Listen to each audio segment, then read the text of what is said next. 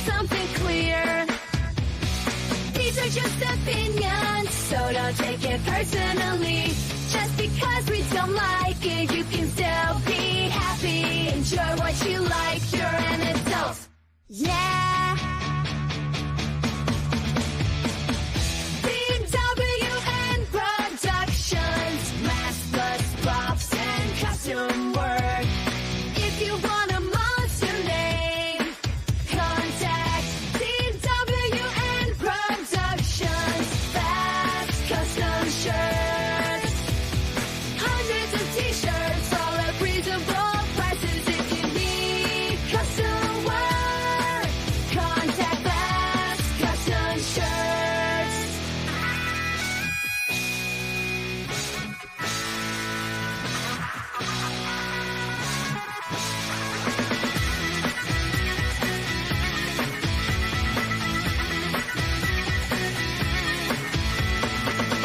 Grab a cold one and get ready for the show. It's intended for mature audiences because we kid and joke. Boy God is here and so is Tom and Joe.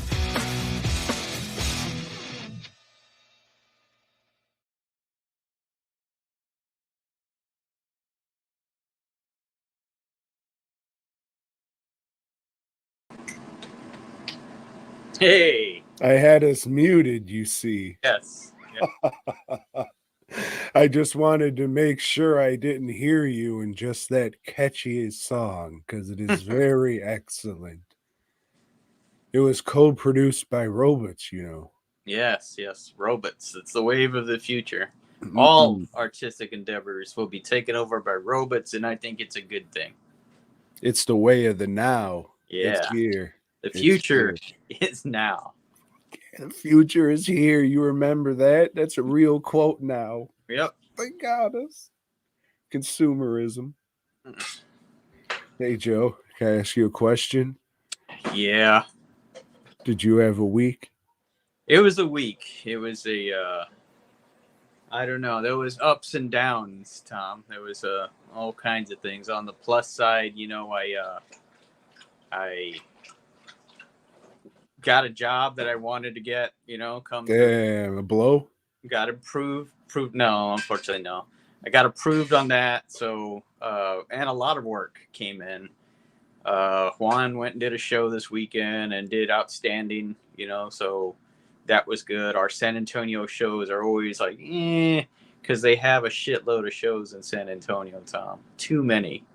Too goddamn many. There's too many shows, period. There were 4 different horror conventions going on in the country this past weekend. So, I mean, that's ridiculous. Yeah. Like, when you flood the market, right, yeah. You got to say more. Mm-hmm.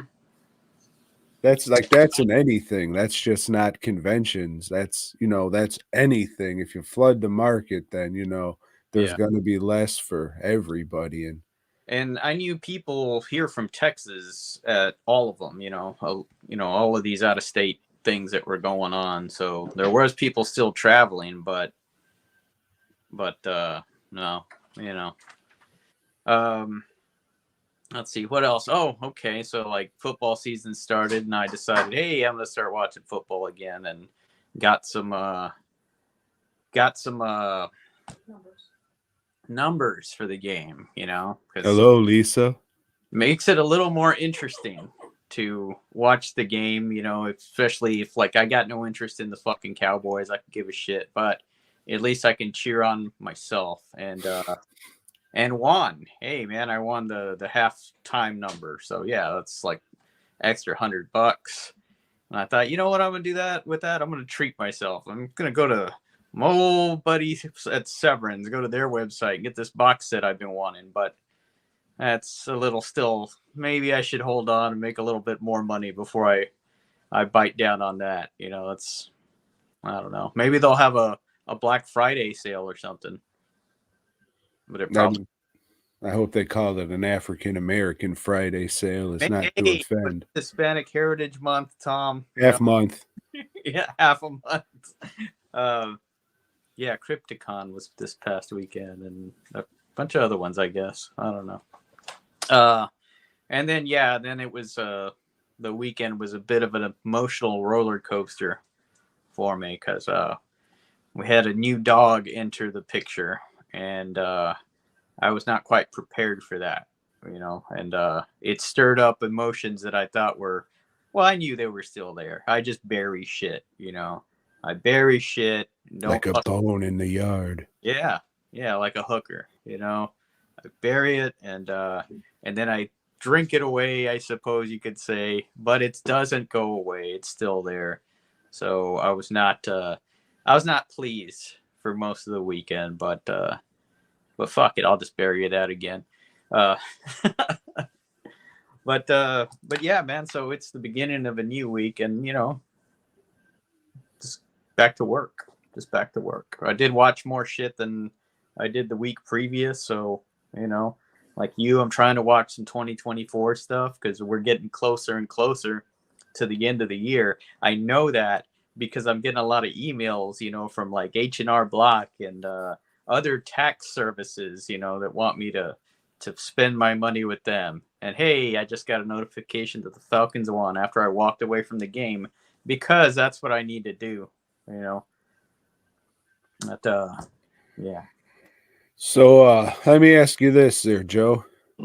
Are you gonna go grab the fucking dog or what? No. No, the dog's actually here. It's under the table. Hey, this is the dog. No. Why not? Because you don't want to get too attached to it because you're taking it back. I understand. Maybe. No, that's not gonna happen. I don't do shit like that. Despite my anger or whatever, In fact, I'm trying to double up, but we'll see how that goes. I don't think you made it, Joe. Yeah, well, if not, I'll just go grab something at random. I specifically informed a couple Haitian immigrants that there was a dog for sale. So today, like I catch up on the news on Monday. I listened to it on the way to work, and it was like the Haitians in Houston Society or something was making a big stink today. And like, man, I wonder if Tom's part of that group. But I'm pretty sure you are. Why? Because I look like a Haitian? Well, you wear the cap with the flat bill and everything. Oh. Huh. I don't get it. Explain. No, don't worry. Come on, Joe. Nation, Tom. But explain your racism. You also had a week, did you not? Not really. I mean, well, that's good. That's good, man. I saw you posted a half mask, so I assumed you were going to the Disney store. Yeah. Oh, shit. I sculpted that, I don't know, a week or so ago. Like, I have a couple hours with nothing to do. Instead of relaxing or doing something, I'll try and sculpt a mask that I can't spend much time on and just have to slop out there. Nobody bought one. Story of my life, but I figure that might be something for Trans World. I made 3 of those, but yeah, you'll sell them eventually, right? No, probably not. No, maybe not. I was looking at all the Mask Fest pictures this weekend. This is what I like to do. It's like, sure, it's great seeing all these people's art and shit and appreciating that, but I want to look at their price tags to see what they're selling their stuff for, because it helps me gauge like what I should be doing mine. And yeah, I still think maybe a little higher, but then I'd sell even less. So that's the drawback, man. That's what you always got to consider, because like, yeah, I don't know. I feel bad selling the shit for what I sell it now, and I know it's low. I know, but I want to sell shit too. I want to go home with some money. I don't want to fucking go home depressed and broke. Yep. And I was like thinking, like, how does anybody really make money at a convention unless you're just buying like really cheap shit from China or some shit? And it's like you're selling a lot of it, like DVDs. Those are cheap to make for the people if you're like in with the right people. Mm-hmm. So I mean, them, that shit just adds up. So I'm always thinking, how the fuck are all these people say, oh, it was such a great convention. It was an arousing success. It's just like with the time, the fucking materials and shit. Yeah. I don't know. I never do. I like you said, I can never say I did exceptionally well. Like you'll never hear me say that.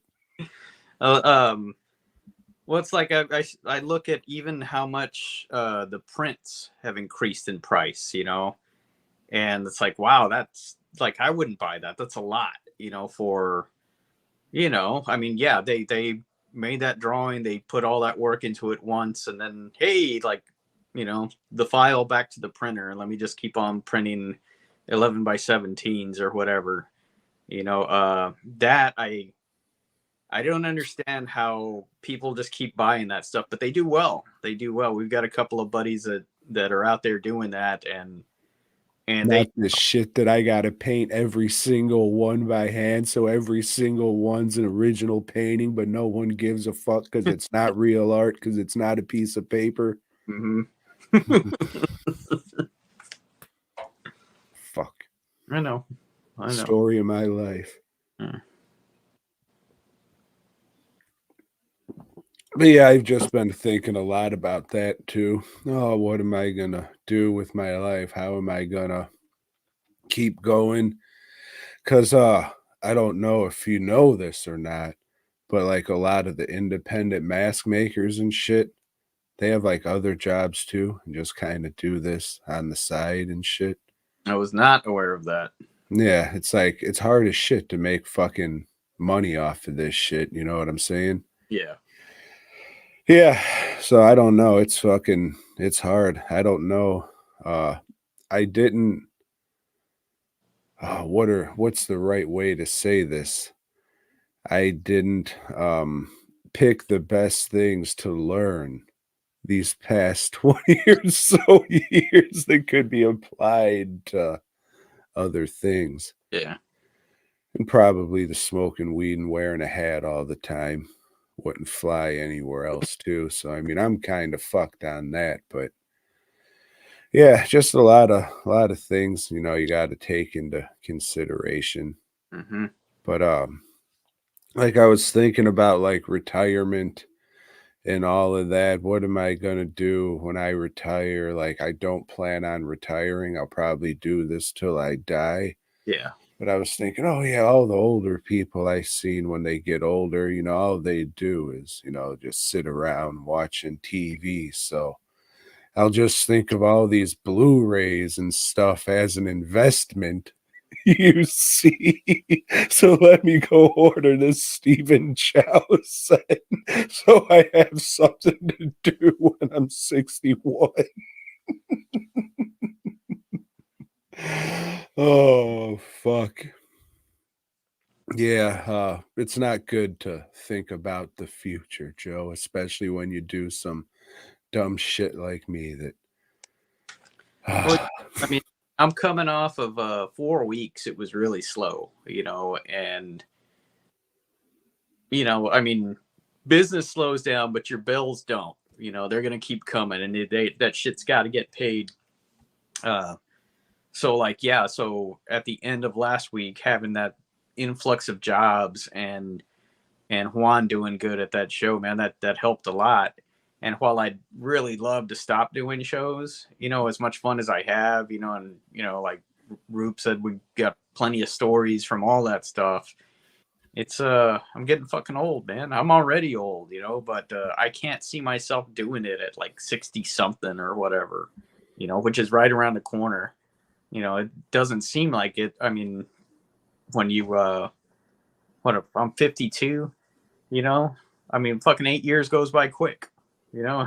So I don't know, man. I think about that a lot too. You know what? How long can I do this? Because it's not, you know, at times it's not the easiest of work, you know, and I don't know what the fuck's gonna happen to my body, the way I treat it and shit. and I mean, who knows what's going to happen? Anything like with the world and life circumstances and anything, you could like save all this money to prepare, and nope, Mhm. That's all right. Shit blew up or something. No, we've been there. I went through all my savings during COVID. That was like a fucking year of no work. So still here, and I'm thankful. And I'm glad. But I can't survive that again. I don't have fucking savings now. That shit just went. And then, I mean, shit's just fucking. Again, I don't want to fucking bitch and moan and oh, woe is us. This is the life we chose. You Right. know what I'm saying? But fucking, always wondering, wonder when and where that next paycheck is Mm-hmm. gonna come from. Yeah, and definitely not just a fucking pity party because I've done some incredibly cool shit because of this. Because of this life that I've chosen, and would not have done a lot of it without. If I'd have just been in like a regular job like I was before, then I would have had a lot less fun, I guess, in life. Yeah. And I mean, this is just like we're in this position. All right, I'll speak for myself. I'm in this position. So this is the kind of shit that I think of. If I was in a different job or in a different position, I would think of different things, but I'm not. So this is the kind of shit that I think of, and I would assume that you think of the same shit since you're kind of in the same position, just making something different. Mm-hmm. FGP, that is an idea I've tossed around, but you need capital, and that's part of what my savings was for. I would love to open a store, but You have a store. well, you know what I mean, like an No, actual I don't. You have a like store. ale store that that's in a part of town that people wouldn't mind coming to, uh, just so that could be the showcase, and it's just not just a mess of boxes and shit coming in all the time and going out. It probably wouldn't go over well. I'm just saying not because fucking you're gonna run it into the ground or anything, just because of the day and age that we fucking live in. It would be more of an online presence. You know what I'm saying?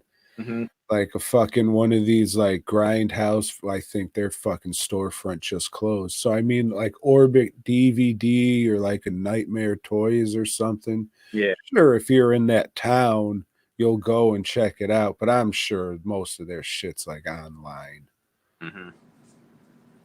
Yeah, and I don't like doing that shit. I hate going to UPS as much as I do already. You know, but yeah, fuck that. That's our miserable existences that we just fucking spend a lot of time. We got to vent, because like I said, it's bottle shit up. So at least I don't bottle that up as much as I used to, thanks to this podcast or whatever it is that we do. Um, but yeah, I mean, fuck. I think anybody that's probably listening is upset that we've gone this far without talking about movies. I So doubt it. People like to hang out shit and stuff. I mean, the people who fucking listen to this, like the hardcores, like a fucking bootleg, if you will, like I'm sure they enjoy the back and forth friend dynamic and shit. And I would assume what the fuck ever we have to say about movies is secondary, Joe. If I would have to guess. yeah. And I was gonna say something the fuck else, but I forgot. Oh yeah, and it just sucks right now because got no Halloween orders.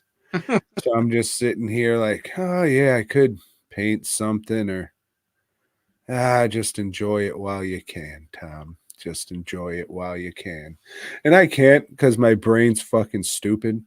Like I went pumpkin shopping the other day. Don't really go to the farm or anything anymore because they don't have that shit around here.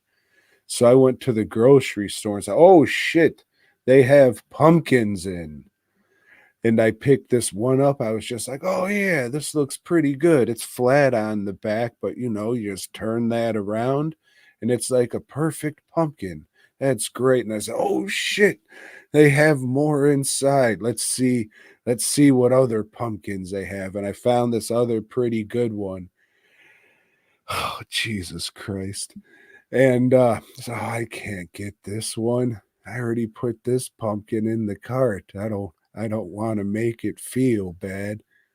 God damn it, Tom. Get your fucking brain right. It's a pumpkin. I know they're fucking magical creatures created by George Washington to keep the evil spirits away, but it's a fucking pumpkin. Relax with that shit, bitch. I'm going through menopause, I guess.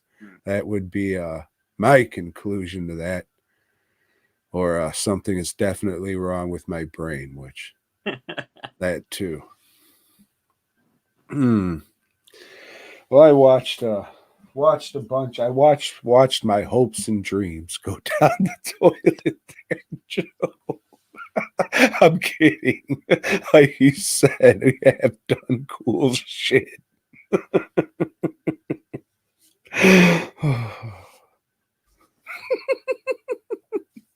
Joe, I watched a terrific movie.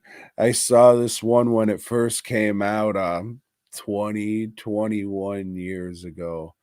A terrific little film called Kung Fu Hustle. Have you seen it? I have. I saw it when it came out in American theaters. What, about 21 years ago or so?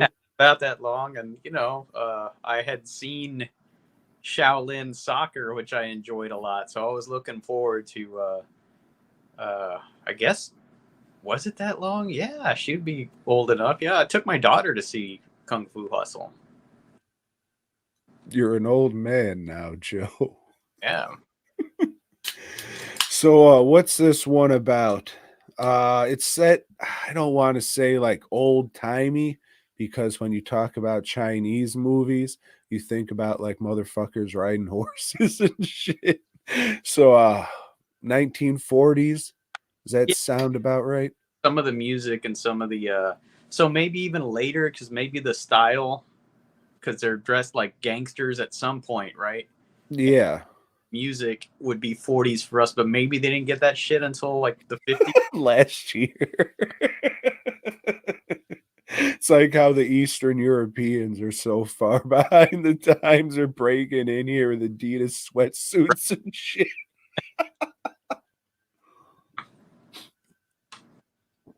So yeah, Kung Fu Hustle. What's it about?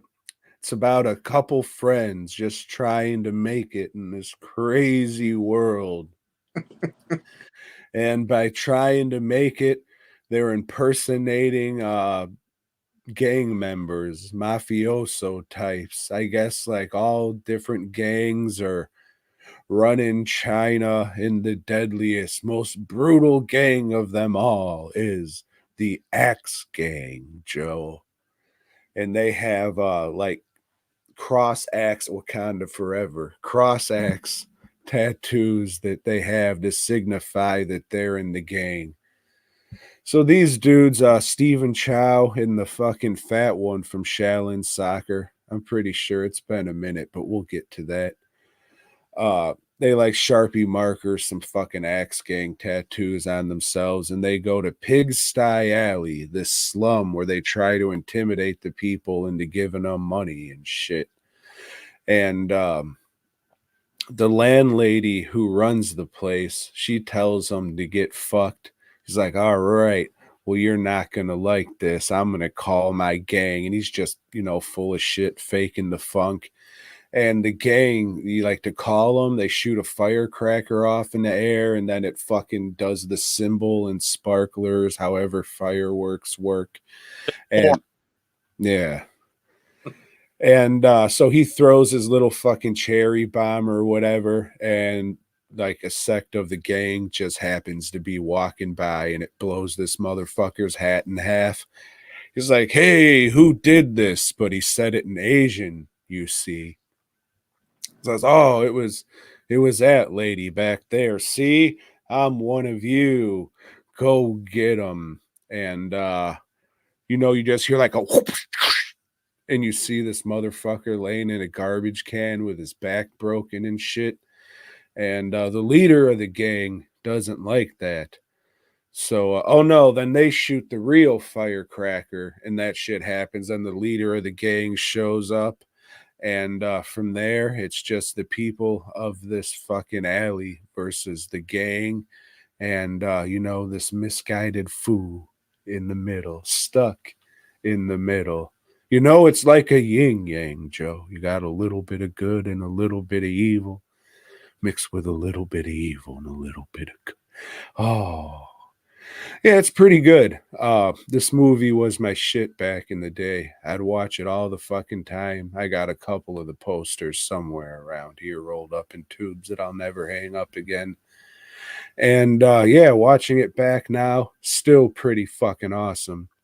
I could do without their fucking silly the Axe Gang. I mean, they're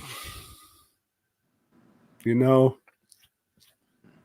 Yeah, I can do without the Roadrunner shit that they got in there, but yeah, I remember liking this a lot. It's been maybe 10 years since I've rewatched it or so, but yeah, it's fucking funny. it still holds up. Maybe not for a modern audiences because there's a lot of laugh at the gay guy, Hmm? like a lot of that shit in there. But besides that, I think it still holds up pretty well. The CG, not so much, but you know, Chinese CG's always looked fucking cheap and kind of off and shit. And you know, the Axe Gang, they do like a dance routine and they act a little. But besides that, I think it's pretty good. The fucking landlady, Yeah. she's great. Hopping mad, fucking Inspector, whatever is nuts. He's in this movie. Like after watching all these Asian movies the last couple years and going deep, it's just like, oh shit, that guy's in it, and that guy's in it. Wow, I can't believe it. These people are actually actors. All right, they've got their own like I guess the actors here that we see in horror movies and stuff. It's just like exploit, like that's their exploitation. Like they're people for that genre or whatever. Yeah, and Chow too. He uses a lot of people over and over in his movies. It's the people he knows that are going to come through for him and deliver, and because a lot of these people were in Shaolin soccer. And I don't remember too much about the Flubber movie. That he, but eh. Yeah, after what was it? Journey into the West, which we'll get to. I kind of stopped paying attention to what he had coming out. But I seen recently like a couple different labels were releasing his shit. Yeah, So I he, said, all right, that's good. he I'm had gonna a mermaid movie or something that I remember wanting to watch. That I it's thought, called The Mermaid. is it okay? It's pretty good. Right. I mean, it's a fucking like it's not, you know, it's more of a drama. It's not like, oh, watch this horror or this comedy. Yeah. It's okay. Like you're like, oh yeah, that's a well-made movie. Okay. But I think that was the last one I seen of his because I think that came out after Journey to the West or whatever it's called. All right. But I bought this, the old used Blu-ray of Kung Fu Hustle the other, I guess like 2 weeks now. I was like, I want to rewatch Kung Fu Hustle. And then I remembered, hey, stupid, when it came out, you bought the full frame DVD. So I said, oh, all right, I guess I'll just watch it on Tubi because it was there. It's like, no, I don't want to rewatch this shit with commercials. That'll definitely take away from if I fucking still like this as much Yeah. or, shit like that. What's the runtime on it? I think it's about an hour and a half.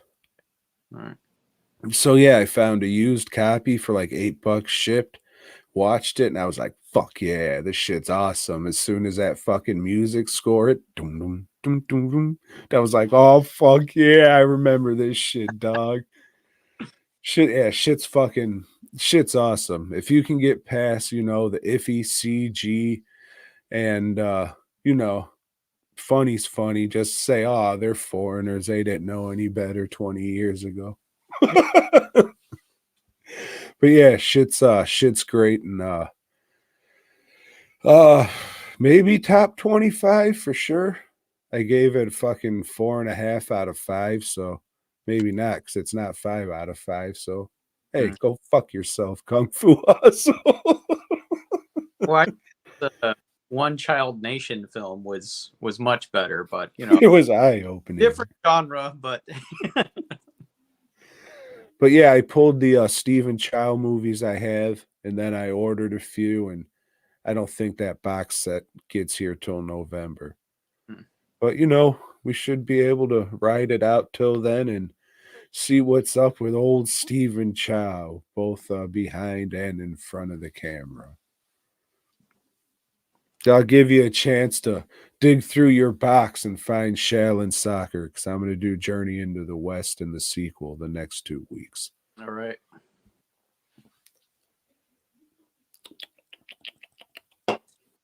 Well, I watched a movie, a made-for-TV movie. I keep going back to these on the old YouTube, and this one is called Earth 2. Not to be confused with the TV series that they made that I never watched called Earth 2. But this is about, I guess, the NASA, the space program. They decide they want to make a satellite, or like a space station. And this movie was made in, I think, 71. And a space station where people from all nations can come together, Tom, and live in a direct democracy. That means there's no leaders, really. You just kind of vote on issues as they come up, and as soon as they're setting this shit up, the communist Chinese, Tom, are trying to sabotage this shit. And it's been a couple of years. They finally got it organized. No weapons are allowed on this space station. And, they got certain areas that have fake gravity and others that don't. So they start floating, like they're on wire, like they got a wire connected to their fucking back. And, they're just kind of arched awkwardly, floating around because they can't stiff back, and like fucking, but yeah, the Chinese, they launched their own satellite, and it's kind of going in conjunction with this one, and they figure out that, hey, there's a fucking nuclear device on this satellite. What should we do? Should we go and dismantle it? They have a meeting with the Chinese and the United Nations, and it's old James Hong that's there. Oh, America's only Chinese actor. He's been the only Chinese actor for fucking decades, I guess. Oh, no, I'll think of his name. There's another one, but I'll think of it. And I'll tell you, man, he looks old in this. In 71, he looks like he's fucking 80 already. He said, no, y'all fuck with that. We're just going to detonate it. We're going to launch it at Russia and detonate it. And, well, they figure they put their democratic direct democracy into action, Tom. And how they do this is they have a debate similar to the one you just watched a couple of weeks ago, where somebody presents like, hey, this is why we need to do something about this satellite with the nuclear arms on it. And the other side is like, here's why we shouldn't. But as they're doing this debate, and it's televised to everybody on the thing, there's be little things that pop up. It's like, hey, there's no direct information to correlate what he's saying right now. Or it's like, yes, this is based on fact, this. So like all these things come up, and I didn't watch the debate, but I think they did something like that. They were fact checking this time as it was going on or something. So this movie is predicting the future. It's all right. It had some interesting shit, but it's slow, man. And the model they made for the space station, they're proud of that because they got a lot of shots of that motherfucker. And you're just like, come on, get on with this shit, and it's well, fuck, it's on YouTube, so you can look away and like check your phone out or whatever when they're doing those long fucking just stupid shit. I don't think anybody that's in this became a big star or anything. And it was supposed to be, I guess it was a pilot. They wanted to turn this into a series and continue, hey, let's see what other problems they can get into on the space station from week to week. But nah, it was just too boring, so it didn't pass muster. It wouldn't have been good with the population, Tom. If they'd have made it a series, it might have lasted like 3 or 4 episodes because they canceled that shit back then. You know, they didn't just fucking launch, 10 episodes at you. It's like, fuck it, we already did it all. Haha. Nah, it's like, yeah, you know what? We shot the rest of it. We're not showing it. This fucking sucks. It's just costing us money. Our sponsors are leaving. They don't want to advertise on this show. So fuck it. We're giving y'all the axe. That's the way it was, Tom. It was a better time in this country. So, you said it couldn't cut the mustard, huh? And that reminded me of one of my favorite, what I'm sure is a stolen Rudy Ray Moore quote, where he said, I may not be able to cut the mustard, but I sure can lick out the jar, baby. Ah! And knowing what we know now, he was referring to a man's ass, you see.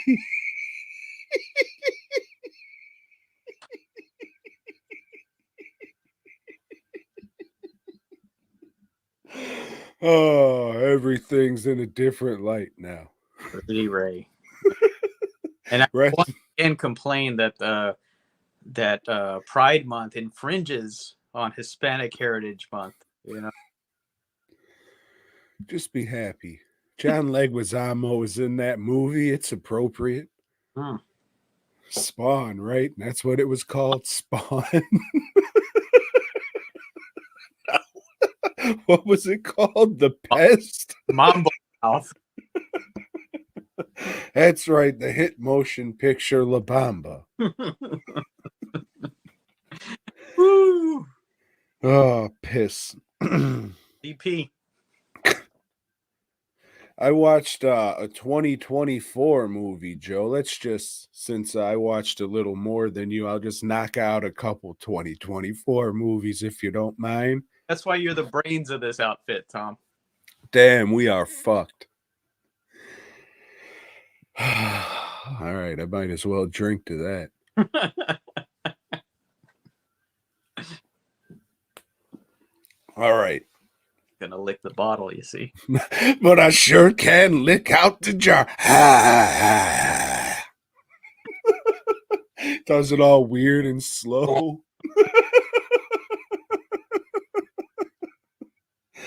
Looking back on it now, I realized what Rudy was talking about.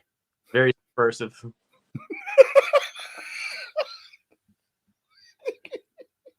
You could call very subversive. Now we have an episode title.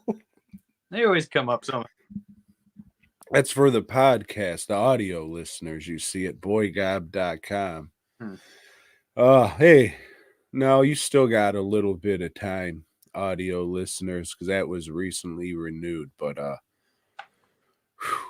I hope you 4 people who listen to the fucking audio feed enjoy it, because everybody switched to YouTube. But speaking about that shit, I found what could be a replacement, so we are still able to continue to do this. So I'm going to say, hey, Joe, the Texas Horror Cult hit me up and said, hey, we got this special sneak preview of this movie called The Substance on Wednesday. Would you like to go? I said, is this a A24 joint? They said, no. I said, is it free? They said, no, you got to pay for it. I said, all right, well, I got a gift card, so I'll check it out. So maybe Wednesday night we'll test this shit out and with that and see how it goes. It's just my only thing, we won't be able to have the branding like how we have on there now because it's the free version. Once you pay for it, then you can get rid of that shit and add whatever you want. But yeah, I mean, the whole point of this is to say, hey, look at this, look Right. at that. And if we don't have it on that, but I mean, we'll figure it out. I know it's the opposite. You can mirror it, but it looks worse when you mirror it. So whatever. But Joe, hit 2024 movies. Have you ever heard of the motion picture The Once and Future Smash? No.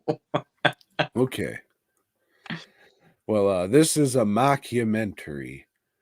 It's about this movie End Zone 2 that's been lost, and even before that, the last 30 minutes of the movie was lost. So it was just the first hour. And it's like this football themed slasher movie. So it's however many years later, a low budget company is gonna remake it, and they're seeing who to cast. There were two actors playing the slasher. One got fired, and the other guy came in. But the other guy was in the last 30 minutes that nobody's ever seen. And nobody's ever seen this movie to begin with. So they're having a reunion for this fucking cult classic at Mad Monster Party Charlotte 2021. Maybe that was the year. One dude, I have no idea who he's in or who he is. He has like 80 credits. I seen Toxic Avenger 4. He was in that. Don't remember. And I think Shakespeare Shitstorm. Don't remember. And the other guy is the Greasy Strangler, whatever his name is. And they don't get along. So it's footage of them like at the convention, sitting at their table, not getting along. And then there's fucking, interviews with convention all stars talking about this movie. You got both Leatherface 2s in it. I think the guy who played the new Leatherface, Lloyd Kaufman, shows up. Lynn Laurie, uh, the other one, Kinderman from Friday the 13th, Part 5. Just all the greats are interviewed about this fake movie. And it's just a lot of convention footage and, just interviews like that. It's okay. It goes on a little too long. It needed to be a lot funnier. Maybe it works for people just, if you like conventions and you're just gung ho about everything horror, like it hits the spots. It has like a lot of convention type humor and, inside horror humor and all that. But I don't know. Brutal Massacre is a lot better. This kept reminding me of that, but this is like a lot more low budget. But it's okay. I mean, if you like mockumentaries and horror movies and you're into horror conventions and that subculture and all that, I mean, you might like it. It was okay. I just, I can't say I liked a movie if I hit the thing up to see how much time was left. You know what I'm saying? Like, so I did that at least twice. But I mean, it was okay. I got a couple chuckles out of it. It wasn't like, fuck me. But, it was okay. And there's definitely a crowd for it for sure. Mm-hmm. Just not me. So that Mad Monster Party, North Carolina, I've done that show a couple of times. It's pretty cool. It's a well-run show. But that has nothing to do with your movie review. But I just thought I'd throw that out there. That's all right. I'm just grabbing a beer. I'll talk about the other one in a minute. Convention, when I did it, they had like a lot of food vendors, but it was like carny food vendors, like corn dogs and hamburgers and then they also had a couple of carnival rides, out there. And there was a tent and it was like a talent show or something, which was pretty fucking entertaining, just because it was funny as shit. It's just like, I don't know how far in advance they set that up, but it was interesting, something to do after the show. That's like me and Craig and some of the other people just hung out and watched that shit. Had a good time. I think this world famous tent of yours was featured in the movie. I think Ah, they were hosting the costume contest in it. okay, yeah.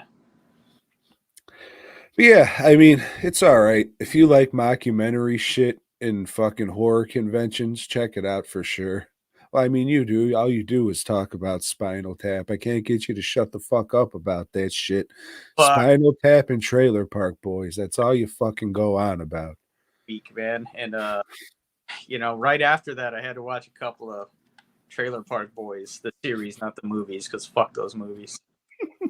Hey, man, don't legalize it. That's all I gotta say. Come on. Oh, Joe. So I watched another 2024 movie, and the internet has been praising this ever since it came out. I'm not going to go into spoilers because I'm sure you're going to watch it and it's going to be your favorite movie of the year. So, In a you killer's know. mind, or Yes, Joe, I watched Not Another Church Movie, the hit Mickey Rourke classic. That is on the list of things to watch this year, Joe. So get ready. Fucking weird. I got another Mickey Rourke movie on the list too. He's making a comeback. The dollar bin comeback. They don't even have that shit anymore. mm-mm. For direct. No, that fucking church movie was in theaters. All right, Joe. But it's nominated for an Academy Award. You see, you gotta, Jamie Foxx is in it, so he'll get it. yeah. So yeah, Joe, the hit motion picture Oddity. Have you heard of it? No, All right. It's going to be on Shutter soon, I think. Internet was going wild. I had a bunch of Amazon brother. yes. The brothers were running wild. So I had a bunch of Amazon no rush reward fucking money that had to go. Yep. So I was like, oh, I'll rent a bunch of stuff and we'll get to some more of that next week. But old Oddity, I said, oh yeah, everybody's saying this is great and it's the horror movie of the year. I can't wait to love it. So I fucking rented it, put it on, and the IFC logo popped up. I said, all right. Yeah. And then the Shutter logo popped up, and I said, you motherfuck. Ah, so in this one, Joe, oh, everybody talks like this, yeah, because we're in fucking Ireland and shit, mate, yeah.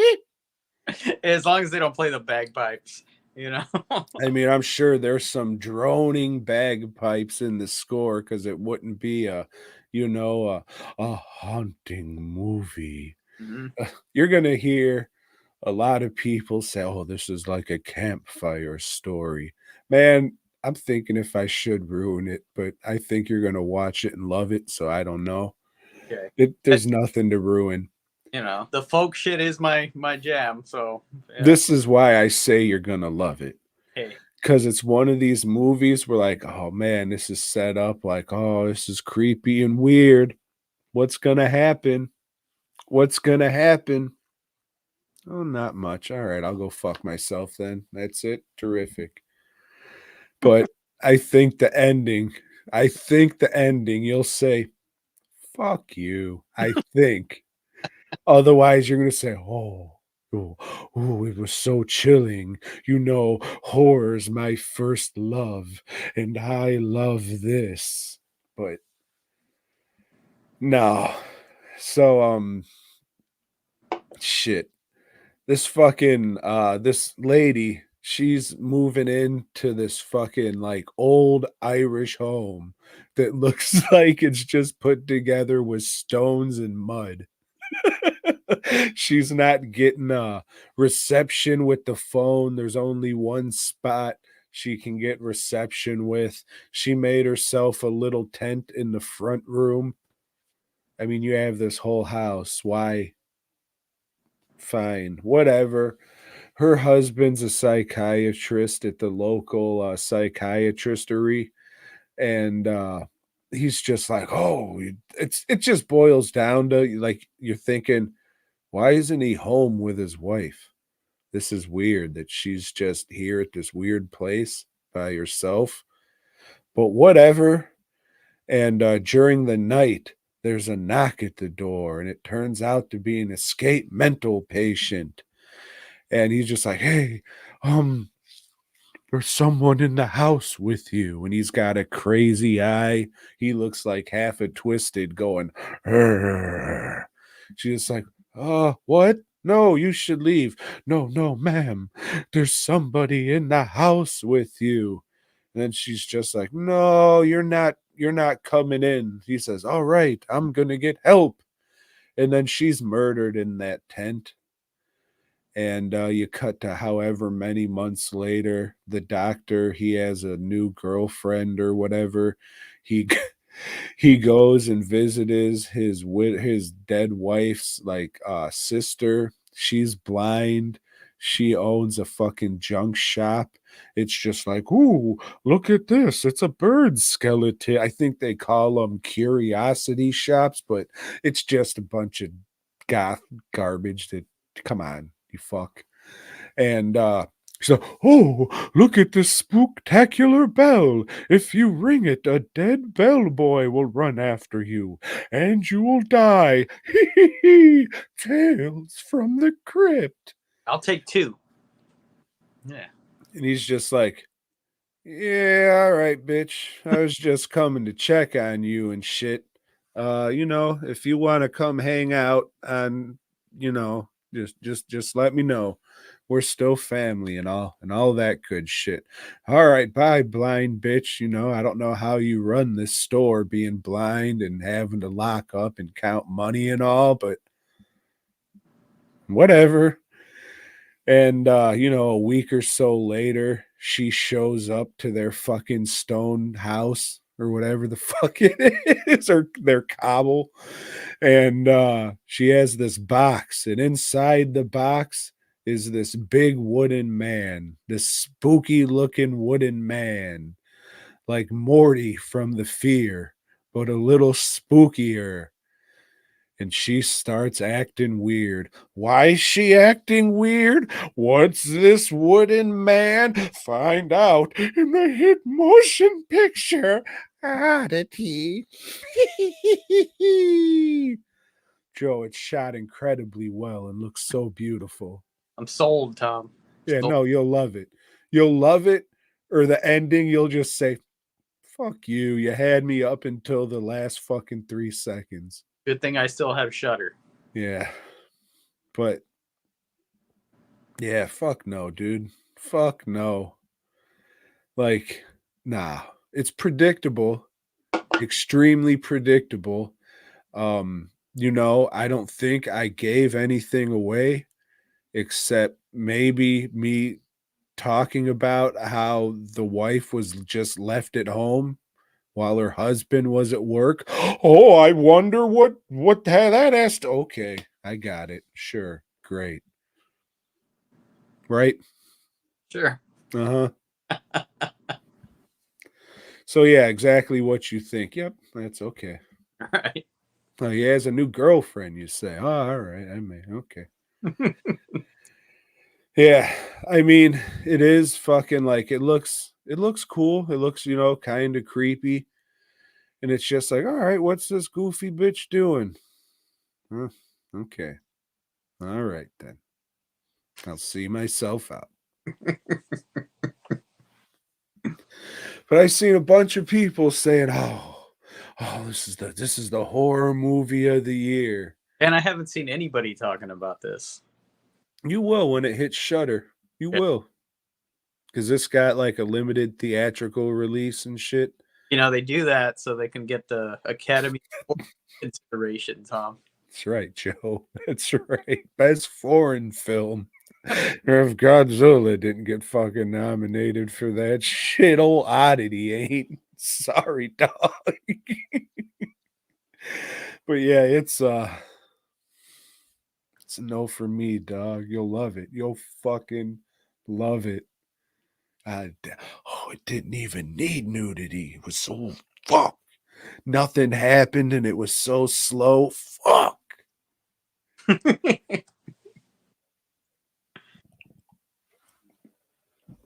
Let me see if I got any other 2024s on here. Fucking Oddity. Jeez Louise. Nah. Well, Tom, I watched a 2024 film called Parallel. Yeah, you know, like those bars that they do on the Olympics and shit. You know, parallels or a parallelogram. But this is That's what I was going to say. called Parallel. I want to tell you this. Parallelograms, way cooler than pentagrams. Pentagrams can get fucked. Parallelograms all day, every day, even at night. Fuck you. I'm more a rhombus guy myself, but that's okay. Yeah, it's only because they're easier to sit on and you don't like a challenge. No, I don't. Okay, so in this one, Tom, you got this couple, and they're out at I guess a summer home that their dad had. You know, really nice place out in the. White people? No, they're not, Tom. They're not. But wait, we'll get to that. Okay. The couple is grieving. You know, they'd recently lost their son in a traffic accident or something, and His name was Gage. Gage. The wife's pretty fucked up about it. Like their marriage is crumbling apart because she's just being a sad lady. I'll just say that. Okay. But also there, just to add some levity and shit, and so this guy won't be pissed off at her all the time. His brother is there too, you know, and when she's not being sad, they talk a little about you know, the subject of his dad who had that house comes up, and he was a physicist or something that worked at a nearby plant that shut down because something went wrong with one of their experiments, you know, and he gets all pissed. Oh, Dad was just fucking crazy. He left us. You know, he just left us. You know, no, nothing. Just up and disappeared. Disappeared, Tom. Is this going to figure in later in the movie? Well, the dad was like a conspiracy theorist. He had all these charts and shit. The lady just says, fuck it, you know, the next day, I'm going to go for a walk. I'm going to go by myself. You know, she's pissed. She's sad.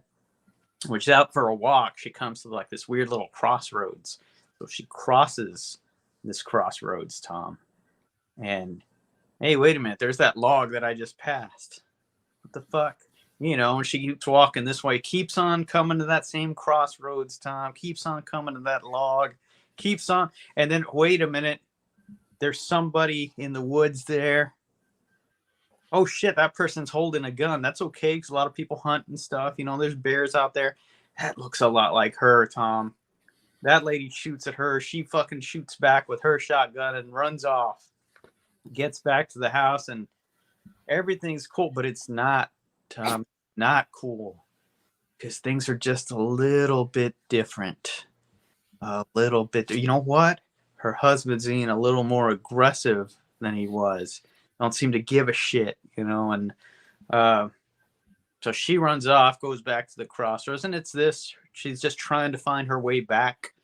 And then she decides, you know what? Fuck this. You know, she figures out this is all a nexus for parallel dimensions. And then a man thing walks out. Has some coffee for her and shit. Fine, that sucked. Hey, Ted. Fuck. Wow. But yeah, so, you know, she finds a different version of her. He's been looking for, I don't know. She decides, well, I'm going to find the reality where my son's still alive, you know, and, well, shit fucks up. It gets tense, and then she does. She finds her way back, and, you know, it ends, not to spoil it, but she does find her kid. Oh, who gives a fuck about that? It fucked up, you know, it was a good movie. And then that shit happens, you know? It's like, I want some tragedy here, you know? And you would think, hey, it'd be cool if she ran into this dad that was missing. So, no, they never follow up with that shit. It's cool because it's a 3-person cast. And they're all good. They're all good actors. They really sell the shit. It reminded me a lot of the movie Time Crimes, but Time Crimes is a lot better. Not for you, Tom, because you don't believe in time travel. You probably don't believe in parallel dimensions either, even though you watch all that Marvel shit, you fuck.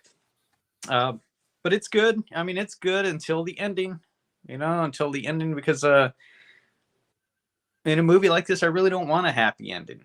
I want people to suffer, kind of like my existence, on a daily basis. I want, at least in a fictional setting, that I would like other people to go through bad shit too. Mm-mm.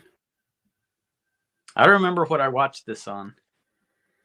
Probably your TV, if I'd have to guess. TV or my phone or any other device, Mr. Monty. Yeah, I don't know. You're not fucking 25 years or younger, so I don't think you watch this shit on your phone. No, I don't.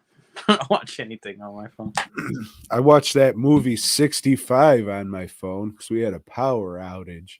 And I said, hey, I just rented the Hit Motion Picture 65. I was going to watch it on this fucking nice TV, but I guess it's time to watch it on my phone.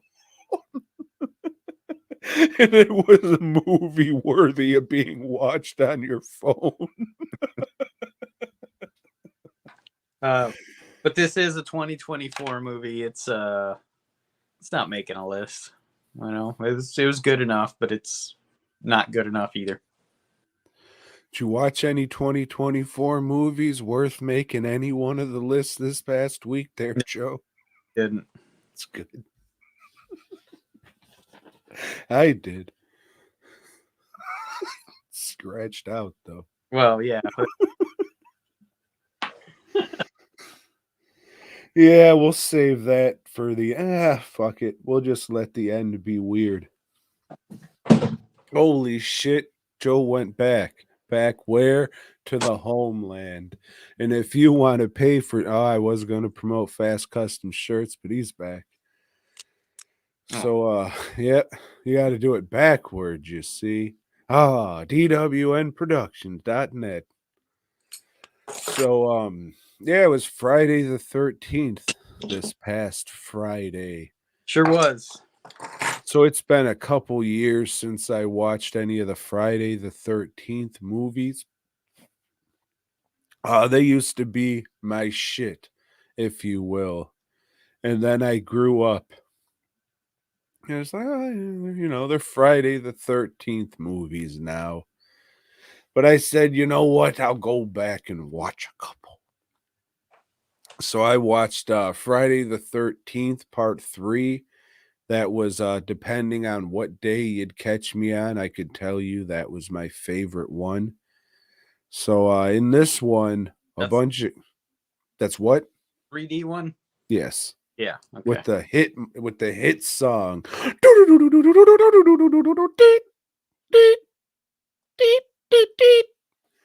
And then you got the WAP pushing the broom into the... It's terrific. There's like a yo-yo or something? Yeah, because that's great. Is that fucking Manfredini that did that score too? All of them, yeah. And he's fucking no good. He's got the kill mama, and that's it. Oh, he's a nice guy, though. I met him before, and he misunderstood me, so he gave me just a bunch of stuff. I was just like, oh shit, all right. I did pick up the lousy Swamp Thing 2 soundtrack from him. Yeah. Sign it for you? I think so, yeah. He signed a picture for me that looked like something the news would show if anything happened.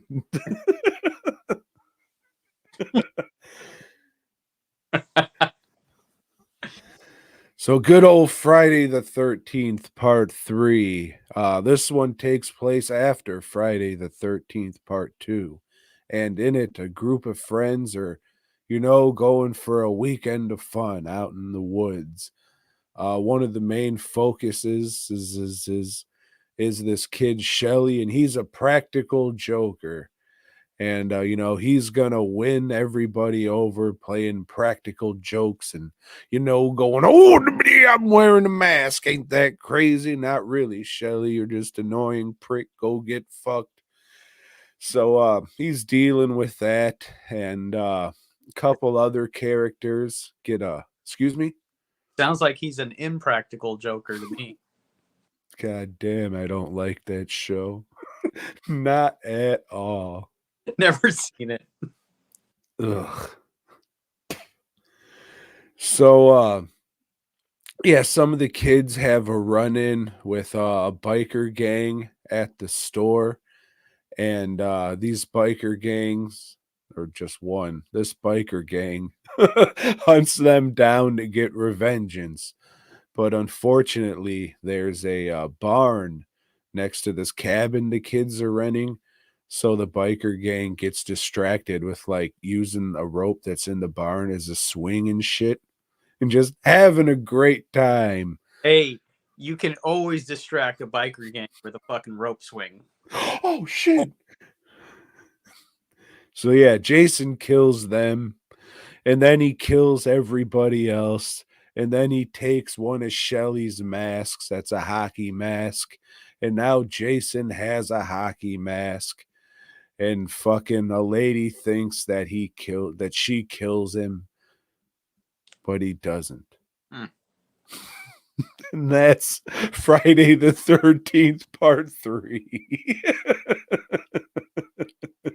And then after it comes Friday the 13th, not part 4, but Friday the 13th, the final chapter, Joe.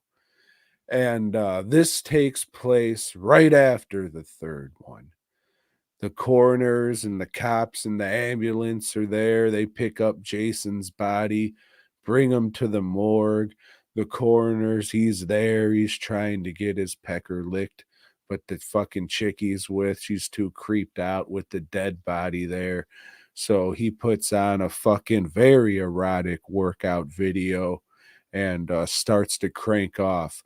But then Jason comes alive and Jason twists his head around, ready to crank that off. And Jason's back. He wasn't dead. Hmm. So he goes back to his old stomping grounds. And there's a family we follow there. They live in the woods. They're not hillbillies or anything. They just, they seem normal. They just chose to live out in the woods. There's a single mother, a teenage daughter, and a young Tommy Jarvis who loves making masks and monsters and all the finer things in life, played by your friend and mine, Corey Haim, the Hamster, as he likes to be called. And let's not forget about Gordon the Wonder Dog. But we'll get to him. He's a nice golden retriever. Rest in empowerment, Gordon. I'm 100% sure you are no longer with us because you're a dog and you died decades ago. But that's all right. Your great grandson grew up to be the third Airbud. So, this movie, Jason goes around killing people. So a little bit down the way, another group of friends, they're renting out another cabin. And there's a dude, he's hunting Jason because his sister was killed in the second one. And, it's Jason going around killing people. Crispin Glover's in it, being a weirdo. And, it's all right. This one's all right. It's never been my favorite, but rewatching it, it's probably the best out of the Friday the 13th movies. It's like a quintessential Friday the 13th movie. It has everything you would want out of it, and probably one of the best slashers out there. Not saying much, because it's a slasher movie. It's great for teenagers and shit. But yeah, this one's pretty good. It has some good Savini gore effects in it. All the little monsters in Thomas's room. Fucking him like looking at the chick across the way, getting changed and getting ready to get nailed. He's just fucking flipping out, going, it's fucking, that shit's pretty good. Because I remember the first time I saw a fucking chick getting changed across from me, I was doing the same thing, but I did that flip thing and landed wrong and bent my penis, and it has never worked since. But yeah, it's good stuff. It's good hot stuff, and I'm pretty sure Jason was in the pocket of like Crystal Lake construction or something, because every single window he sees, he either pulls someone through, throws someone through, he fucking jumps through it. At one time, Gordon just jumps through it because Jason's breaking all these windows. Why the fuck can't I? So he decides to have fun with the sugar glass. Should have been called Jason versus every fucking window in the movie. But it's good shit. I would say I like it as much as part 3, but I like part 3. One of the first conventions I did, Richard Brooker, he was sitting right in back of us, and he was cool, man. We were just chilling and bullshitting the whole time.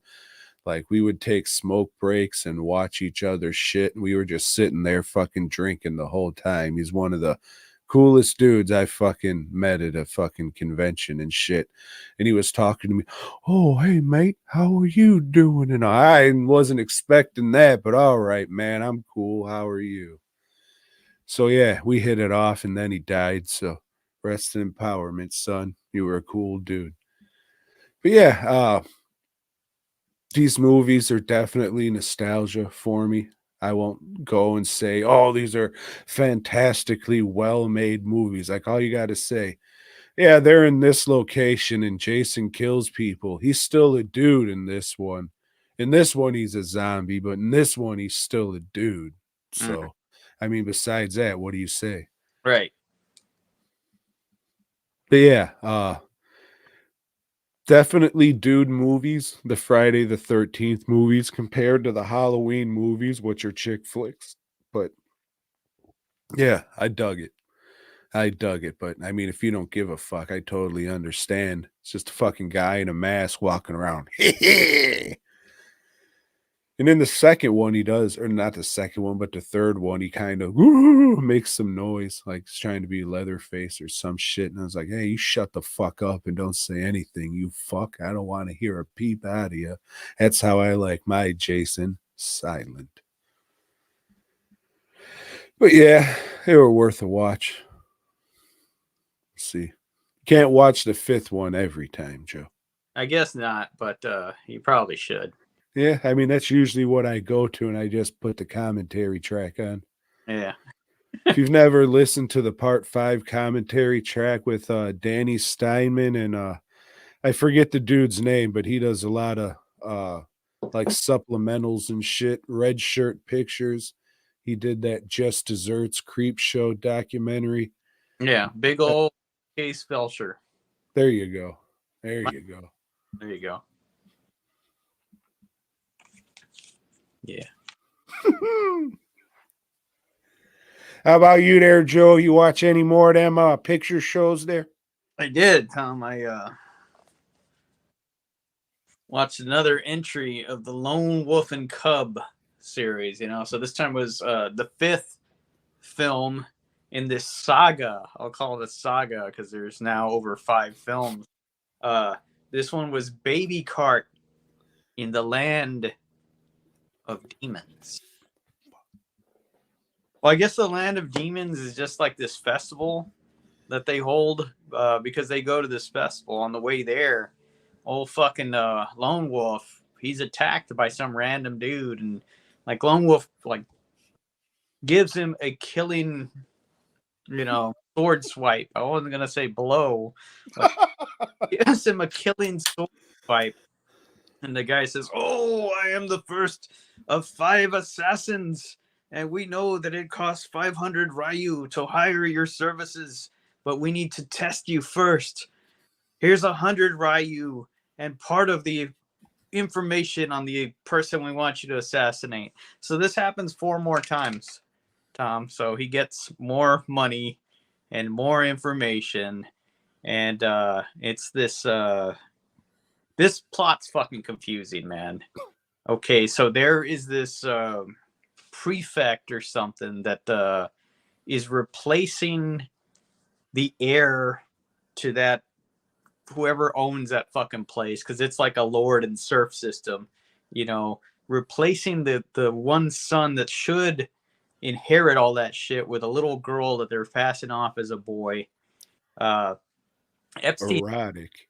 in Japan is an island, so yeah, so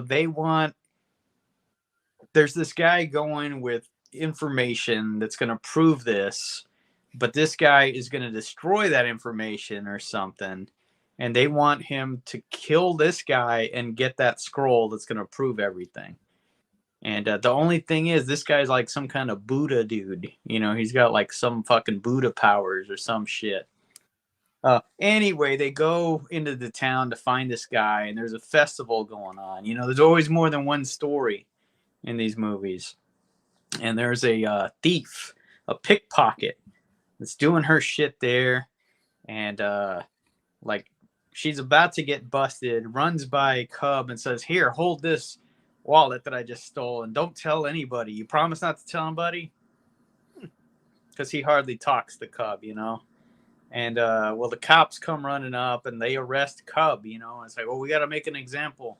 This kid knows something. What we'll do is flog him at the fucking right in the middle of the festival, you know. So they fucking lay him down, start hitting him with a cane. But oh, he's tough, this little kid, you know. He doesn't fucking give her up. And finally, the girl, you know, the thief, she breaks down. It's, oh, it was me, you know. Don't hit him anymore. And the crowd is just, oh, man, that's a tough kid, you know. Fuck yeah. Meanwhile, old Lone Wolf, he finds that Buddha guy and he's gonna go kill him, but this guy uses some powers or some shit and he can't pull his sword. You know, he's just freaking out, just can't pull his sword and kill this guy, Tom. So he's failed, right? Well, no, he's still going after him. They're transporting this guy on a boat or some shit. And then there's this other lady that attacks him and says, "Hey, I want you to, after you're done and you prove that they're not the right heirs, you know, I want you to kill that dude, his wife, and the kid. You know, can you do that? You know, because you're an assassin." He goes, "Fuck yeah, I can. You know, me and my son, we're on the road to hell. You know, I'll kill any motherfucker." He takes her money. And check this out. Like, he couldn't kill this dude. He couldn't pull his sword. But they're transporting this guy on like a little boat, you know, and it's protected by that fucking Yagyu clan or whatever the fuck they're called. Lone Wolf swims under the boat and does some Wile E. Coyote shit. He fucking gets a saw and saws a circle under the guy is fucking sitting in the boat. He just falls down into the water and he kills him there. Pretty fucking stupid. And then he goes and kills that other family, you know, even the kid. This I don't know, man. This one was confusing. It wasn't anywhere as good as the other ones. I guess this series is starting, and you know, just the last one, it kind of, you know, it was fucking badass because he got his ass kicked a lot. But this like definitely plateaued, and I don't know, like they really got to redeem themselves in this last one, White Heaven. The one true heaven. I guess this is when the fuck. Oh. We'll save that for next week. We can call next week's episode White Heaven. Yeah. Yeah, there's a few scenes, but even like there's like less, like even less than the last one with the decapitation and the fucking dismemberments and shit. There's not a lot of that going on. The whole thing with Cub getting flogged publicly was stupid as shit. I don't know. You know, this is the weakest one in the series so far.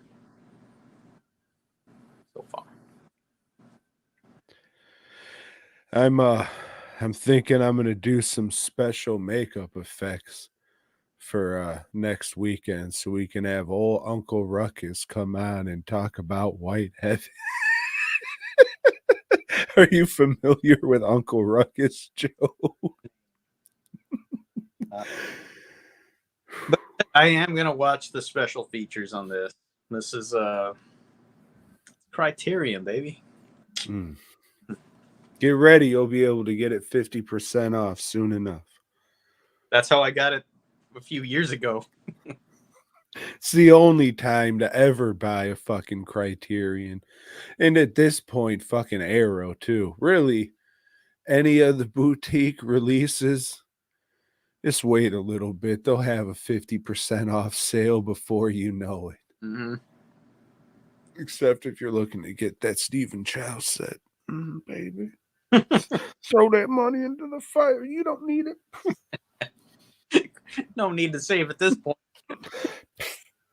Too late. What, you're gonna need to buy 2 cans of beans when you're homeless, bitch? Just steal it. Steal it, get caught, then you'll have a house. You walk into the Walgreens, take whatever you want. They ain't gonna stop you. They ain't paid for that. And if they do, they'll take you to a better life. 3 squares a day. Be amongst your own people. I heard it's very segregated. Yeah. 500 virgins or something you get when you get there or something.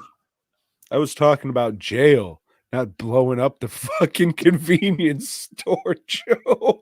I know you live around a bunch of Muslim people, but god damn it, relax. Oh, you hit me. You hit from me. Yeah, sure did. Let me ask you this, Joe. Mm-hmm. You ever see The Devil's Advocate?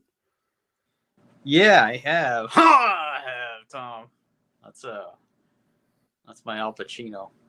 Oh shit, I thought it was your Jeffrey Jones. I don't know enough Spanish to do my Al Pacino in Spanish, you know, like if I was telling some guy that yeah, your woman's like doing drugs with your buddy and taking it in the ass right now. But in Spanish. In Puerto Rican. Yeah. Yeah, because it's New York City, you see. Yeah. So good old Devil. I was gonna say Devil's Rejects. That's a real terrible movie. No. This is The Devil's Advocate. I used to watch this all the time. I think it must have been on HBO around the time Spawn was. And after rewatching this, I was just like, oh. Heritage Month. Mm-hmm. I was like, why the fuck did I watch this all the time? Oh, there was a bunch of naked ladies and this movie wasn't there. That's probably exactly why I watched this fucking movie. So, hey, if you want a nice double feature of, hurting your wrist, check out Spawn the Animated Series back to back with The Devil's, I was going to say Rejects again, The Devil's Advocate. So The Devil's Advocate, the hit 19 film starring Keanu Reeves, what's his nuts, Al Pacino? Al Pacino from Tropic Thunder and some other people. And America's Father, Jeffrey Jones. What's his nuts? Keanu Reeves is a defense attorney in Florida. And the case that we're seeing him go through now, it's dealing with a teacher who may or may not have extracurricular activities with students. And, what's his nuts? Neo, he's just like, oh, this guy's a creep and probably did it, but it's my job to get him off. So he takes his pants off and sits on his lap, whacks him off with his butt cheeks. And the movie's over with. So he goes over there, does the job, gets him off. Liquid flies into the air. And a big shot New York City firm says, hey, I don't know why they're talking like Yosemite Sam all of a sudden. But I'm talking to you, boy. The New York fuck says, hey, I hear you're fucking good at what you do. Whatever, come pick a jury. He does. The fucking jury wins, or they all celebrate because he picked the right jury. And Al Pacino's like, hey, How about you come work for me in New York? Ah. So he does. He's making a lot of money. He lives in this nice apartment. But his wife, oh, she's going downhill. She's just becoming crazy, having these dreams saying, Al Pacino had sex with me. I don't know why she'd be talking like that. But yeah, all this crazy shit's happening while he's working on this case, trying to get the fucking coach off for murdering his wife. And it all boils down to he's the son of the devil. You're my boy. Ah! But it was all a dream, Joe. He was just, thinking about, what would happen if I let this child predator go? I'm trying to think of how to say. I was going to say something way worse, and YouTube would be like, nope. So, I mean, he was a little kid predator, like from the Predator movies, I wasn't saying it the other way, YouTube. So this guy, he's trying to think of, hey, should I get this guy off who had, extracurricular activities with his students? No. I'm going to go in there and say I can't represent this guy anymore because he makes me want to puke. Puke right now. Al Pacino, whatever, Vince McMahon, same guy. Anyways, he fucks off. His friend at the newspapers just like, hey, can I get an interview with you? This is big story. Yeah, I guess call me tomorrow. And then there's like a shitty morph effect, and he turns into Al Pacino and goes, vanity, my favorite sin. Blah, lick out the jar. He'll come around. Yeah. This movie's okay. Except for the last fucking 5 seconds where it's just like, fuck you, dude. Fuck you. There's like a scene on a rooftop that I think is really stupid. That shit fucking scared me. I was just like, oh my God, there's no ledge on that roof. I would fucking not be up there at all. They're like walking on a fucking pond. Like no. Yeah. Fuck you. And I guess the guy that they're protecting, there's one like he's a butcher or something. They go to his fucking meat butcher place or something, right? The black dude who was doing like voodoo rituals or something, chopping up goats or some shit. I don't know if he's a butcher. I think he's just a shaman or whatever those people call themselves. I mean, being Hispanic, I thought he was just gonna make some cabrito. That shit's. I did recognize him from Oz, an HBO show that I did not whack off to. I would call that show unwhack-offable. But hey, to each their own. Just because you whacked off to Oz doesn't. And you were already spent from watching The Devil's Advocate and Spawn animated series, so yeah. Not enough water in the world to hydrate me to whack off to Oz. Yeah, I mean, cable services were different. It was a different time when I was watching, Tom. What the fuck?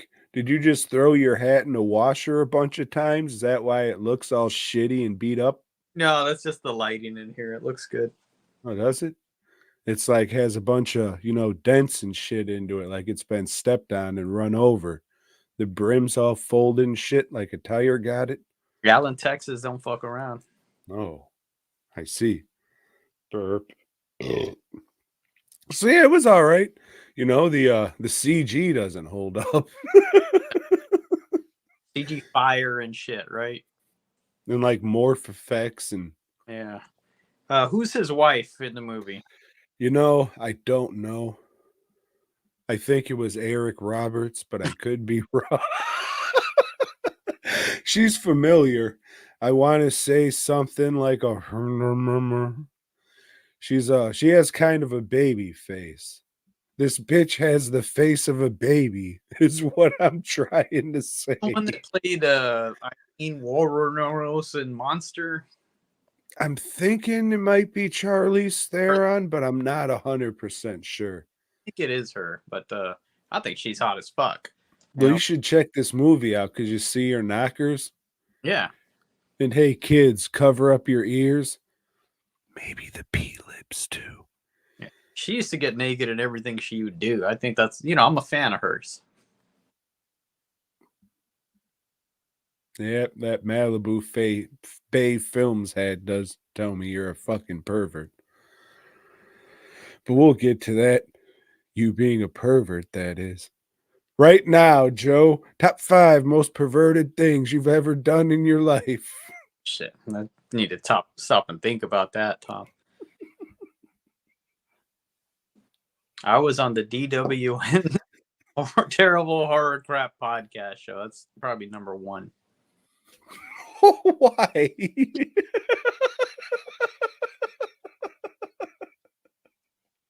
I don't know what Joe's trying to apply, but I assure you, find people, I've never stuck anything in him, and I'm fucking pretty sure he's never stuck anything in me. But he always says, "Hey, man, come over to my house and drink. You can sleep on the couch." It's weird. I think he fucked me. I got standards. Just because I have a wide asshole, Joe. Vomit, Tom. Oh, shit. For some people, but not for me. Fucking mushrooms. You got anything else there, Joe? I do not. Well, I watched another one of my childhood favorites, Joe, probably because I'm going to die soon. So it's the world saying, hey, rewatch the shit you like and be happy. All just where it's at, Tom. Mm. So I watched the hit motion picture High School High. Have you seen it? I think so. I don't know. I mean, a lot of that shit runs together from that time. So, it wasn't a standout like I can't even remember the other ones I'm thinking of, so fuck it. Hollywood Shuffle. It wasn't a standout like that, or I'm gonna get you, sucker. Yeah, this one was better. So I was gonna say The Critic, but no, High School High, starring John Lovitz. This was I guess a parody movie of all the white teachers gonna teach the inner city kids how to learn. So yeah, John Lovitz gets a job teaching some shit, everything at a inner city high school. And it's just, all the shit that, all the PG-13 jokes that you would make about that. And he's gonna clean up the high school and get these kids graduated. And the principal's just like, you don't know shit, you fuck. Just keep these motherfuckers here until the prison picks them up. I don't need you fucking trying to teach them shit. I know these motherfuckers. And he's just like, I'll show you. And old Wayne's World's girlfriend overhears him and she says, oh, yeah, that's great what you're trying to do and all. So I'll help you in shit. And Cuban B from Half Baked, he's in it. He's like the bad guy. He's a drug dealer that comes to school to sell drugs. He doesn't go to school there. But this other dude, he used to sell drugs. He was locked up and now he's back out and in school. He's like, you get out of here. We ain't doing the drug shit no more. We're done. So there's kind of friction there, Joe. Friction. So old John Lovett says, hey guys, let's get you motherfuckers graduated and fucking learn you some stuff. So they have this big test and everybody fails. after they have this montage of everybody learning, everybody fails. And it just turns out that the fucking Cuban B, he switched the tests out just to, keep them all down and keep them on drugs or some shit. So turns out the fucking principal, she's like the main drug dealer, and that's what she was doing the whole time. But John Lovitz and Wayne's World girlfriend comes to the rescue, and he had sex with her, which was the most unbelievable part of the movie. And they all lived happily ever after, especially the 6 people out of the whole class who graduated in the end. Hey, especially about the drugs in the movie, is nothing runs up that high. Louise Fletcher, I think, is the principal. Yeah, from the Academy Award winning Louise Fletcher is reduced to doing shit like this. Yeah, I have seen this one. I remember. She was pretty good in it. She is great, man. I laughed a lot. I don't know if people who weren't around back then or didn't watch it back then would laugh, because there's a lot of dated shit and there's a lot of female gym teacher humor, if you will. But I always thought John Lovitz was funny, except in that Tales from the Crypt episode. Check that out here, if I remember. But yeah, I was fucking laughing my balls off the whole fucking time, and I thought it still held up. Like I said, it's dated as shit, but I don't know why I thought this was a fucking Pauly Shore movie. it is not. It is not, Joe. This is far superior. Okay. It's not in the army now, then. No, sir. No Andy Dick. John Lovitz like beat the shit out of Andy Dick for making a Phil Hartman joke or some shit. So John Lovitz is the fucking man. Yeah. Unfortunately, he's like reduced to doing Byron Allen fucking comedy shows, and that's not good. But the man's got to eat, and it's John Lovitz, so he's got to eat a lot. But if you like this movie when you were a kid, when you first watched and you haven't watched in a while, give it a shot or rewatch it, because it's fucking good shit. And I had a lot of laughs. I will continue to watch this movie forever. I'm going to go take a piss quick, and then we'll talk about this fucking whatever the fuck this is, Joe. I'm probably going to get 8 more beers, too, because your little fucking... We'll get to it. Well, Tom is gone. I don't know what to fucking tell you. I need to get a beer myself, but Tom, walks off of his own goddamn show all the time, and you're sick of it. I'm sick of it. It's rude. It's rude to you, the listeners, the watchers, the viewers, and I won't say the fans, because nobody's a fan of this shit. I know I'm not. What have I been doing aside from this shit? Nothing really. I was going to show you some books that I finished and reviewed on like the Facebook or whatever, but I don't give a shit about that. No, but somebody put in an order for well, I don't know. I mean, like Tom's trying to sell some Halloween shit. Put in an order. If you got some extra bucks to spend, which I don't. You probably don't either, but fuck it, I'm just saying, if you want to, if you got money that you need to blow, shit you need to hide from the government, get a custom mask for Halloween. Get it for, you know what? You haven't bought anything for your brother in a long time. You don't even talk to him anymore, but you should. And maybe buying a mask for him would build a bridge, and Tom likes bridges. He is all fucking about bridges, right? FGP. Yep. He loves Todd Bridges. He loves just driving along a lonely stretch a bridge.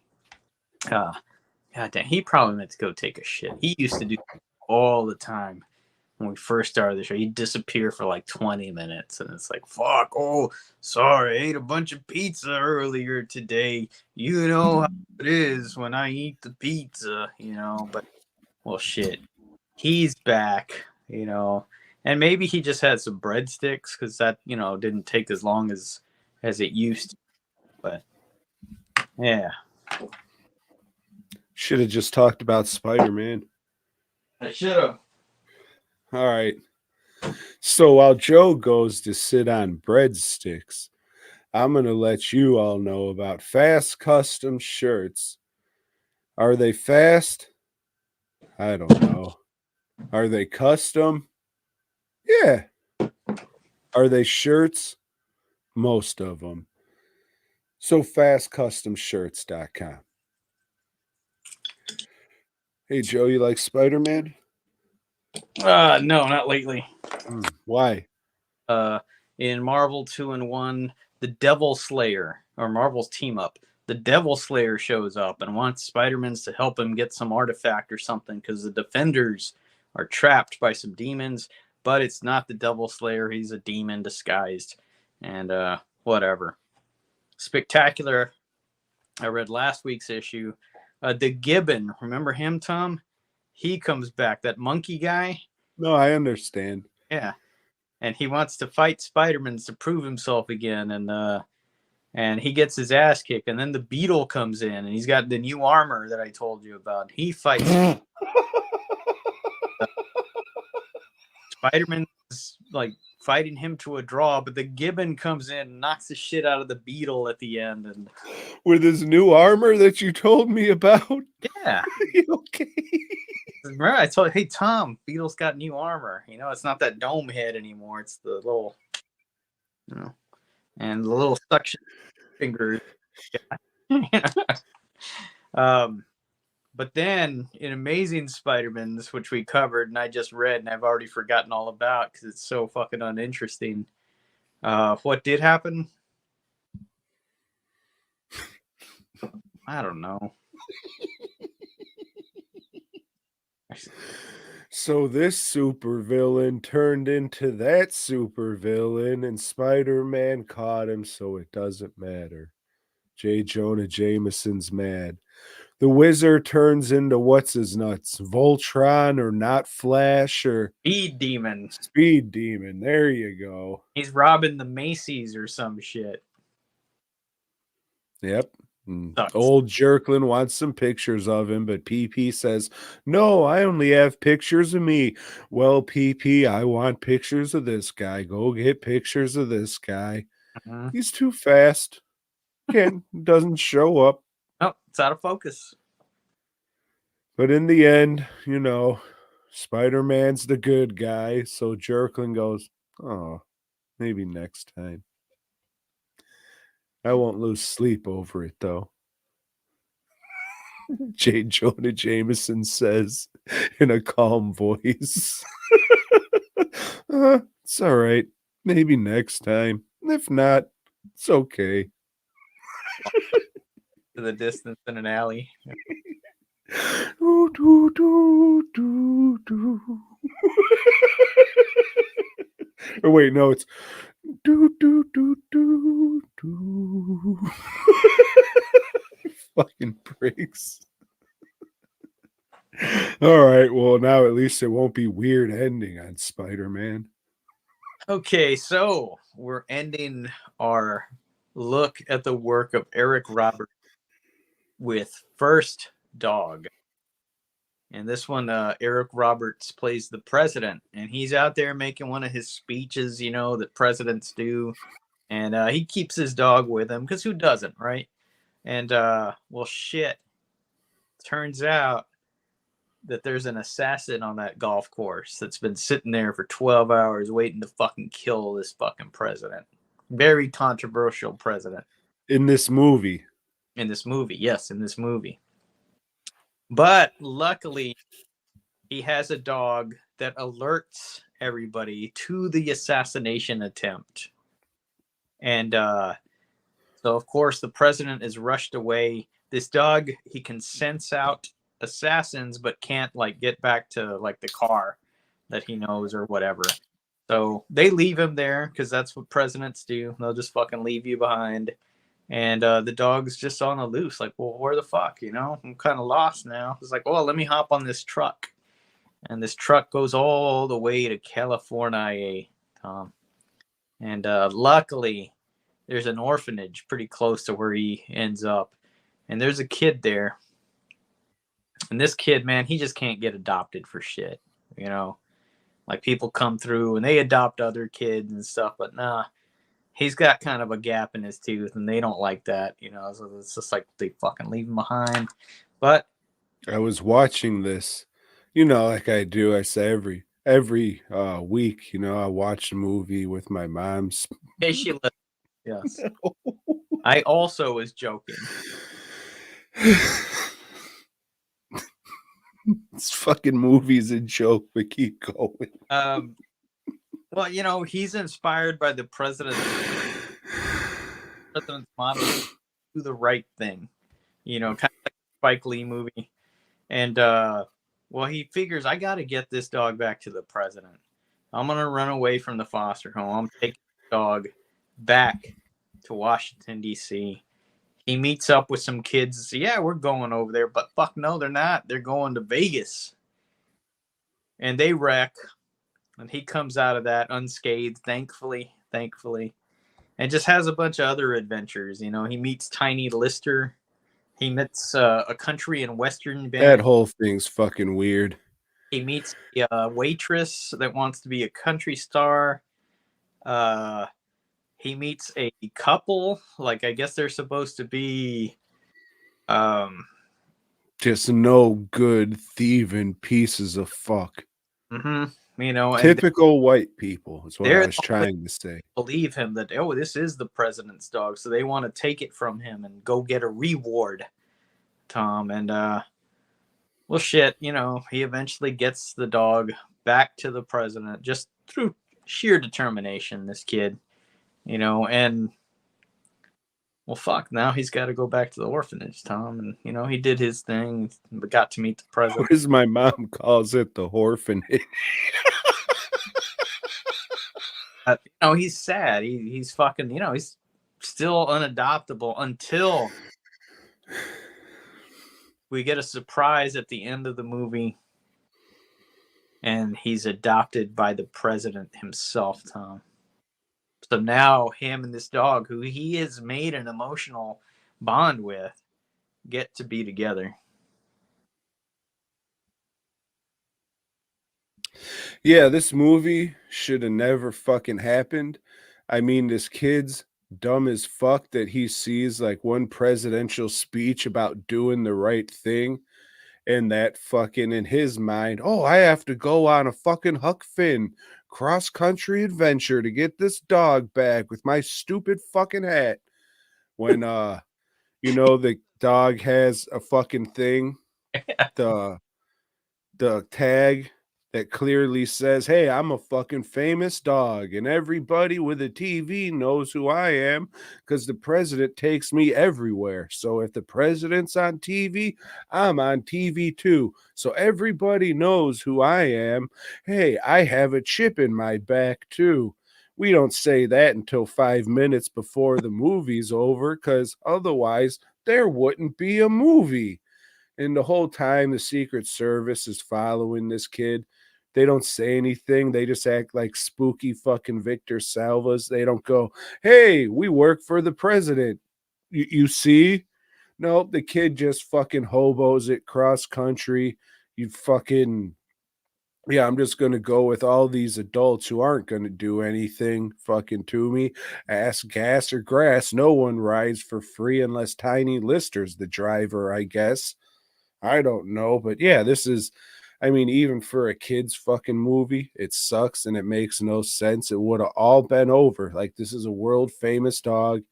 He has a fucking collar on. The kid's stupid for not fucking saying, hey, mom, or hey, caretaker. Priscilla Barnes. Yeah, she's fucking dumb too. They're all fucking dumb. This is stupid. This is a Dove Foundation movie, I guess. So Eye on the Family and not much else like entertainment or sense. Stupid shit. Just fucking shit. The dog didn't even talk. This It's, was shit. This it's was fucking shit. a very weird movie. It's very odd. Yeah, I was like, not happy with whenever this kid would get into a car with some strangers, thinking, "Oh man, he's gonna get fucked." You know, he's gonna get trafficked. He's gonna get fucking murdered. Uh, but that's just because that's how we see the world now, Tom. Uh, That's how the world wants to be seen, Joe. yeah, the dog is fucking cute, and The obviously dog is not. This is a shitty fucking cute. No, garbage fucking dog named Teddy, and in the movie it's called Bear, and it's so fucking stupid. what a piece of shit you are. This dog is cute, and Why did you get a fucking ugly dog like this, and this is why you didn't want to show it earlier? Oh, okay, I understand. well behaved dog. Yeah, but it's got original music by Dolly Parton. Jesus, this fucking music sucks. This movie sucks, so why wouldn't the music fucking suck If too? you're a fan of Jackie Chan, this movie also has outtakes at the end of it. Which I fucking did not stick around for. Tom, you're just such a bitter old fuck. I know I'm older than you, but man, you gotta learn to lighten them. Did your mom like it? Except for that unfuckable kid. No. Nobody liked this movie. You can say all the funny little shit you want to, but you didn't even like it, you fuck. That's the kind of president we need. Somebody doing inspirational things, and just like always looking out for, wanting the best for our country and for its citizens. But can't look after his fucking dog that he loves so much. Can't keep a fucking eye on it. It's hard, when you're president. It's hard. No, not when you have all those other people keeping track of everything for you. Telling me those 27 other people forgot about the dog too. Like one little lady secretary, that was it. No, it's a shit movie. That waitress looked weird as shit. Like she's already had like 40 years of plastic surgery. She's a waitress in a diner in the South at a truck stop. She was probably like, I don't know, 20 something, but she looked like her face has just been totally rearranged, and then like, now let's put it back the way it was, and oh shit, you can't go back. Weird looking chick, man. Great casting. Yeah. So, and then the scenes with her and Tiny Lister together, that was just like bizarre to see. And this fucking like logo at the bottom kept popping up that said blacked every time they were in a scene together. I don't know what the fuck that was about. It went here and there, faded in and faded out. Then she got stuck in a dryer.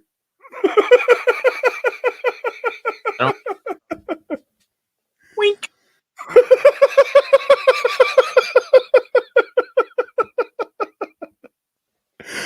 Oh shit. Yeah, so First Dog is I would recommend watching it. No, you wouldn't. It is a horror movie that is not a horror movie. Yeah. Tom's just always mad. You know how he is, folks. You know how he is. I mean, no, you'll just see the poster and be like, oh yeah, Joe's fucking kidding. No one watched this fucking movie.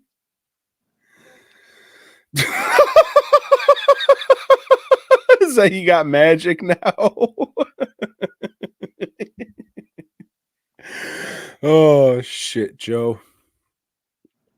Well, because it worked so well last time. You want to do another Eric Roberts movie? I get it. No, another 3.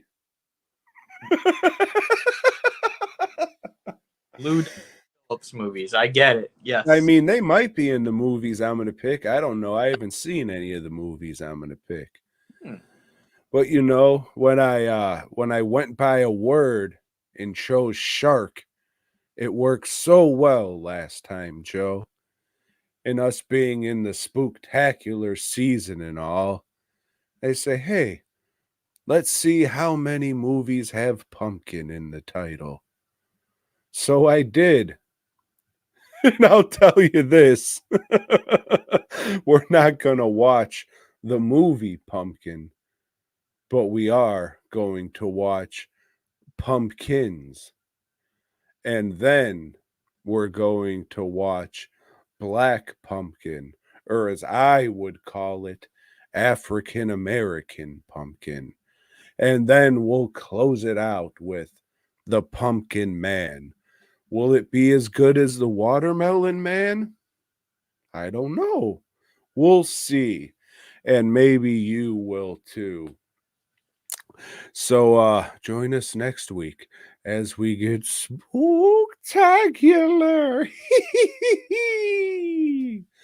Oh, let's give some shout outs to the people in the chat, Team BOYGOB, as we like to refer to them as. And then we'll hit the old road. I was going to ask Joe about his spelling, but as you see, he got scared. Oh, he's back. Never mind. So I guess I can ask him. Hey, Joe. Yeah. We're in the question part of the show now. All right. That's very questionable. What's the first pumpkin movie, though? The first pumpkin movie is called Pumpkins. Okay. And the second one is called Black Pumpkin. And the third one is called Pumpkin Man. So, Joe, we have a question. And it's a question about your spelling. Oh. Why can't you spell or talk about your spelling?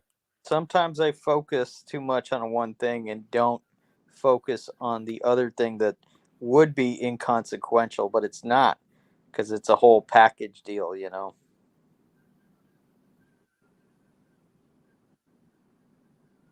Shout out to old Black Pope, Super Nintendo Zach, FGP. Fuck, my shit froze up. God damn it. I remember the Horde cast was here, JR was here. Who else is here? Oh, shit. FGP, Super Nintendo Zach. Let's see, we got that may be it. Yeah. You got any questions? Anything worth a fuck that stood out to you? Let's see. Christmas Pause. Where's my sequel? Those Tits. President Dog. Yeah, a good movie. It's not a good movie, but I think you need to see it. No, not a lot of questions. Well, everybody. No. If you got something to say, Joe, say it. No, I don't. I'm good. All right, everybody. Thanks for tuning in to whatever the fuck this was. Fucking 2 hours or whatever the fuck this was. Hope you guys have a great week or great whatever the fuck when you're listening to this. We appreciate it. If you're doing the YouTube thing, do the fucking like, subscribe, comment shit. I'm sure that might help something when they pop up. I try and like them, but if not, it's probably because your comments sucked. But what doesn't suck is heading on over to dwnproductions.net and giving me all your money, because I can use it more than you could. And if you got anything less, I guess you can head on over to fastcustomshirts.com and give him a little bit too, but not too much. All right, guys and gal, I appreciate you for checking this shit out. Enjoy your week, and boy, God.